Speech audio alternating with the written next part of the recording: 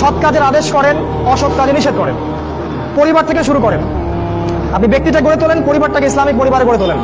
আপনার ছেলে, আপনার মেয়ে, আপনার স্ত্রী, আপনার সন্তান, আপনার বোন, আপনার মা, সবার ব্যাপারে মনিটরিং করেন, চোখে চোখে রাখেন। আপনি জানেন না আপনার ছেলেটা অনেক আগেই জেনাকারী হয়ে গেছে, আপনি টের পান নাই। ছেলের হাতে স্মার্টফোন তুলে দিচ্ছেন, ছেলে গোপনে গোপনে 10টা প্রেম করে, আপনি জানেন না। ও দুধ খায় না এখন, মনে করছেন যে ও দুধ খায়, ও অনেক ম্যাচিউরড হয়ে গেছে। আপনার মেয়েকে দেখে মনে হয় খুব পর্দা করে, দেখেন ভিতরে ভিতরে কোনো ছেলের সাথে সম্পর্ক তৈরি করে ফেলছে। অনেক ঘটনা ঘটে যায়, আমরা সরল মনে অনেক কিছু করি। আপনার ওয়াইফকে দেখেন, আপনি যখন বাসায় থাকেন না, কি করে না করে মনিটরিং করেন। টিভি বন্ধ করে দেন, সিরিয়াল টিরিয়াল বন্ধ করেন। এমন কারোর সাথে মিশতে দিবেন না যে আপনার ছেলেকে, আপনার মেয়েকে, আপনার বোনকে, আপনার মাকে বিপথে নিয়ে যাবে। কঠোর হন পরিবারের উপরে, কারণ আপনাকে আল্লাহ পাক আপনার পরিবার সম্পর্কে জিজ্ঞাসাবাদ করবেন, অবশ্যই জিজ্ঞাসা করবেন। বিশ্বাস করেন আল্লাহ পাক কিয়ামতের মাঠে আপনাকে আপনার পরিবার সম্পর্কে জবাবদিহি করাবেন।